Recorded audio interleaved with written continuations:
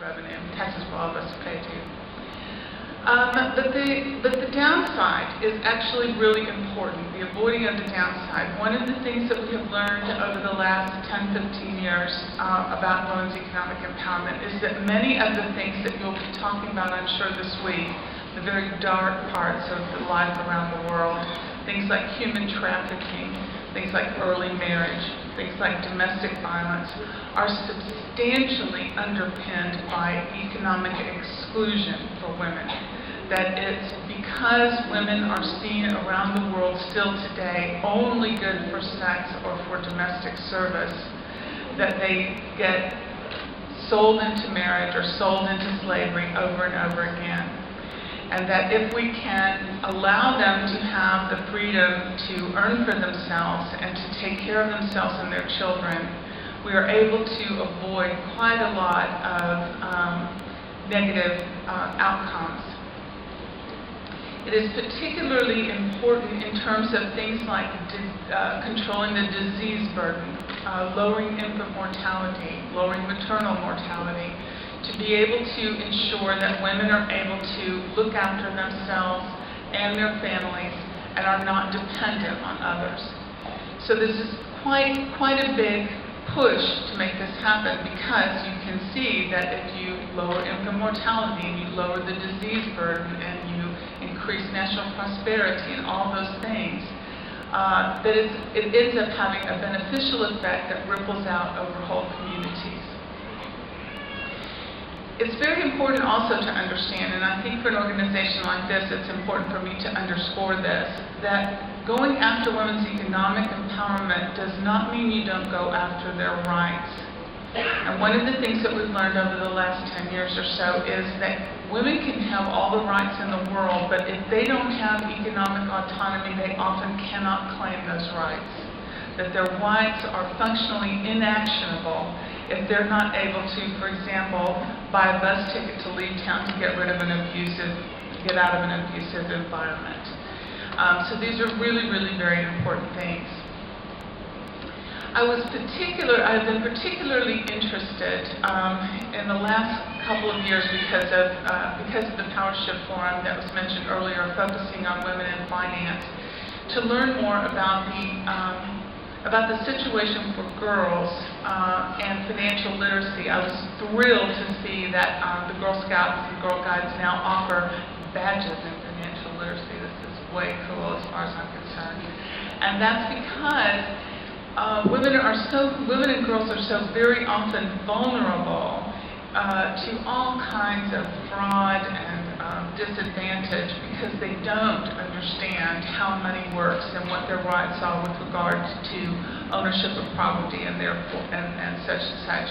It is as much a problem in every part of the world. It is as much a problem in the US or the UK as it would be in, I don't know, China, Brazil, or anywhere else, that women tend to be financially less literate and less capable than men. And it is also particularly interesting that the research shows that even after programs of financial literacy are developed in an educational format, the girls do not increase as much as the boys. There's some kind of an enculturation that occurs for them that holds them back in achievement.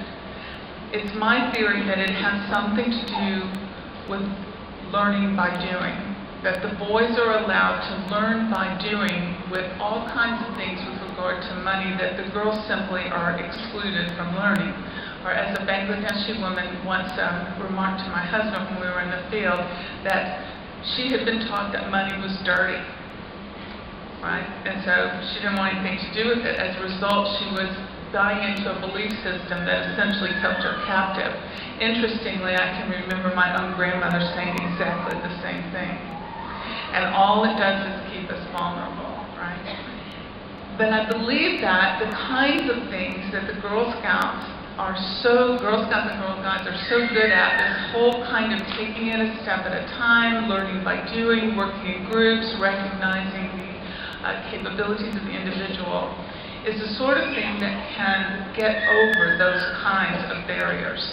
It is such a joyous way of learning. It is such an unthreatening way of learning.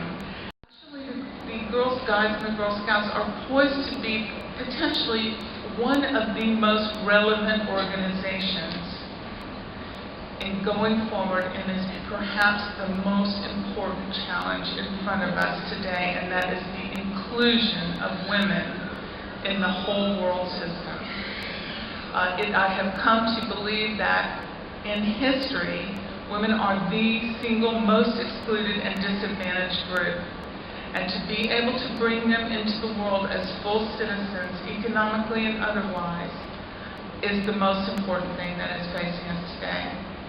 The evidence suggests very, very strongly that the most effective tool, the most leverage, is in educating and helping girls to learn to lead.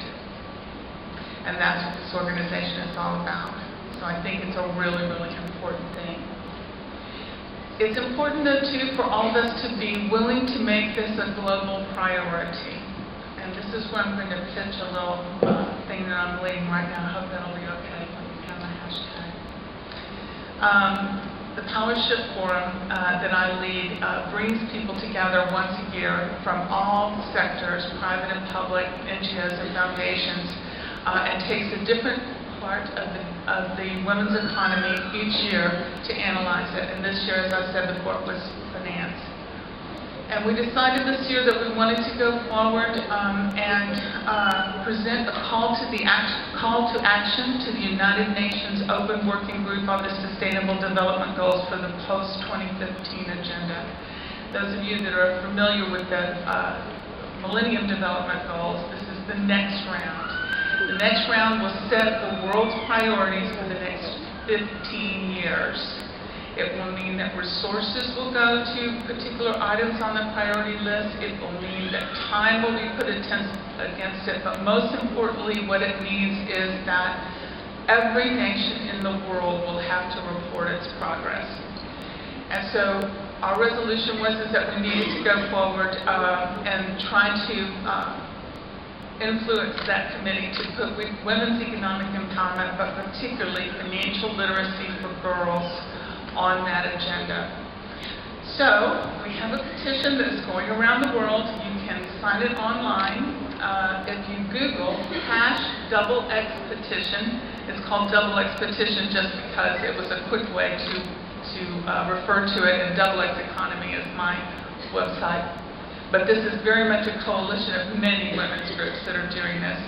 If you Google #XX petition, you can find the change.org or a buzz.org version of the petition and can sign it. But if you even just tweet the hashtag, we can count your support. So we really would appreciate both of those things. This is something we're all going to have to pull together. I can see that this is an organization that could be one of the most important supporters and frontline helpers in this movement, and I am thrilled to have been invited to talk to you today. Thank you.